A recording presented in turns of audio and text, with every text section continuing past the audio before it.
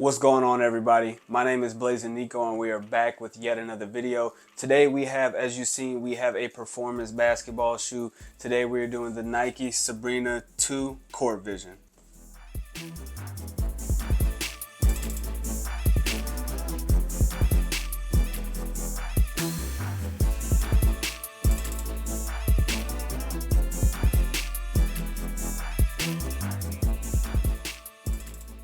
Unfortunately, we did not do a review of the Sabrina 1 on this channel, so I'm going to give you guys a little bit of backstory to her as well. Sabrina Ionescu is a WNBA guard. She plays for the New York Liberty. They recently went to the WNBA Finals.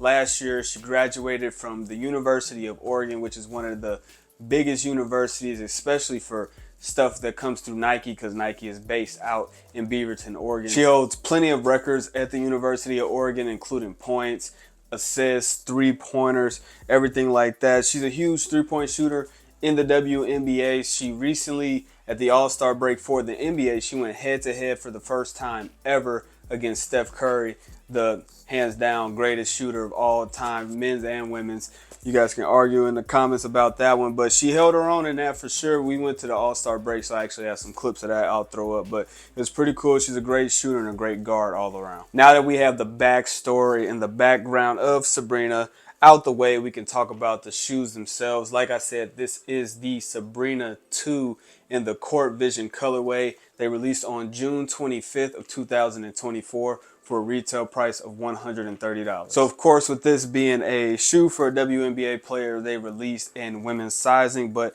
they did do extended sizing so that men can ball in them too. I know a lot of NBA players and guys just at the gym balled in Sabrina 1s who had a huge success in the Nike basketball realm, but they also released in big kids for the first time as well, and that's something that the Sabrina 1 did not do. As mentioned, the Sabrina 2 is obviously the second shoe in her signature shoe line. The 1 came out, I think, in 2023 or late 2022. I have to do a little bit more research on that one since we did not pick up that pair, but she has another colorway coming July 12th as well. The Sabrina 1 saw huge success in the Nike basketball realm. They even had a Nike ID or Nike by you for those, which is something I think that they need to do for this shoe. I think that drives up the sales when it's a colorway that Nike comes up with that the public doesn't necessarily want, or the specific person that's going to be balling in that shoe. So to add a Nike ID to this shoe with a different paneling, I cannot wait, and I hope they eventually do it like they did for the Sabrina 1. Now, as we take a look at the Sabrina 2 in that Court Vision colorway, you can see the majority of the upper is this black and purple makeup, and on the Nike swoosh we have like this metallic iridescent swoosh. It changes colors when you move it. I think that is a great touch to break up the black and purple on the shoe. Kind of the same on that Sabrina S on the logo of the shoe. If we come down to the midsole of the shoe, we have her signature Air Zoom midsole for this shoe in this lavender colorway. The bottom of the shoe almost has like a purple iridescent effect, and you can also see like the Air Zoom kind of cushioning in there. You can actually feel what you have underfoot. I like how they broke up this Nike sign. I think this is a herringbone type of pattern throughout the shoe as far as like the triangle looking. I'm not sure what this pattern is, but it gives different looks and different angles for traction of the shoe. For the majority of the shoe, we kind of have like this woven upper. It's not fly wire. It kind of reminds me of fly wire from back in the day, especially with these white stripes in the background of the shoe. A lot of people say that these resemble Kobe 5s. I would definitely say they do resemble Kobe 5s. I'll make sure to do a comparison of that in this video as well. But I think Nike did an incredible job with this shoe with a new design, even if it has a little bit of inspiration from a prior model that had, you know, great success from an icon that was an inspiration and a mentor to Sabrina.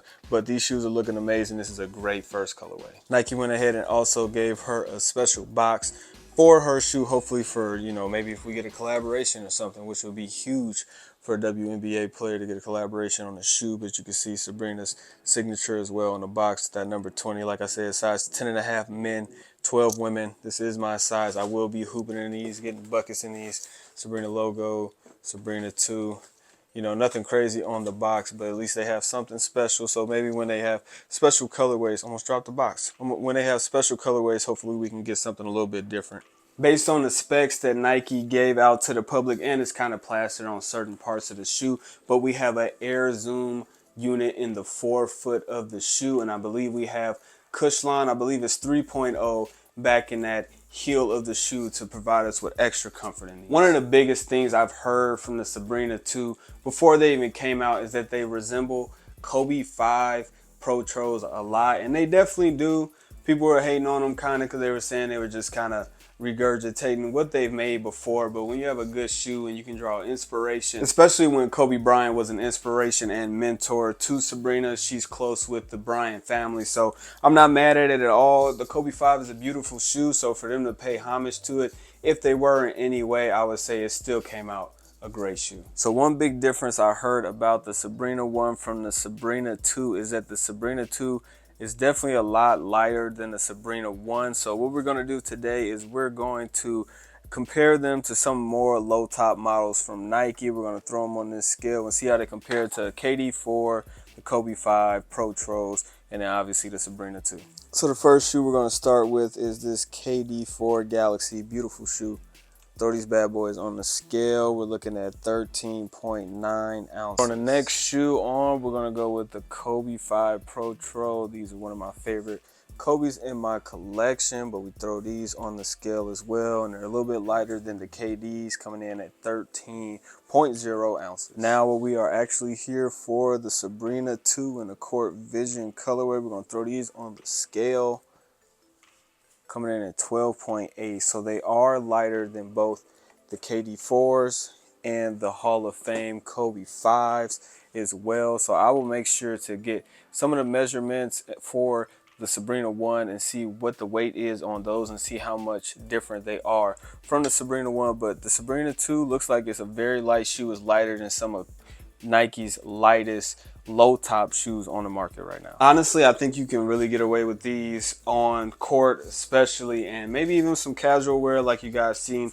We threw them on with a couple pairs of sweats and everything just to give you guys a look of what they might look like before grabbing this pair. But I would say that the Sabrina 2 fits true to size. They, even though they resemble the Kobe 5s, they are not as snug in that toe box of the shoe. They are tighter than, say, your normal shoe when it comes to say a casual shoe like an Air Max or something. But I would say if you're balling in these, or even if you want to break them in some, I would go true to size. It's a little bit tighter in the toe cap, not as tight as the Kobe's like I showed, but I would recommend going true to size in the Sabrina 2. You guys seen a couple clips of me shooting around in these just so I can be able to give you guys a little bit of insight to what these shoes feel like on court. I would say that they have a great court feel. I would say a 9 out of 10. I was able to feel every cut I was making. It doesn't feel like you're too far from the floor. The midsole is not super thick, so you still feel like you don't have too much in between, you know, your foot and the floor. I would say the grip is definitely a 10 out of 10. Like we said, they have that herringbone and different multi-directional for extra traction in this shoe. I would say it's a 10 out of 10.